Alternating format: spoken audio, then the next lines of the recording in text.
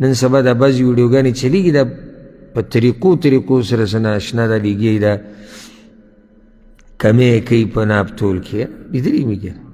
تیلی به یې تیار ایښودي هغه به تا ته دروازې ته به خبر نه یا به په تله کې به یې چې دی کاڼی ایښودی یا به پکې بل څه شی ایښودی او دی خوشحاله وي چې یعنې ما رزق وګټو ما پیسې ډېرې راو د سبزۍ والا دا لکه د قصابي خو والا ورلې سترګې به ورته ته لس کې لس نه شلې کا په دې کې به درسره ما که څه وکړي د څه نه چې تیارېږي او سترګې به دې ورته شلې دی هم خوشحاله دی چې ما مال وګټو ما رزق وګټو نو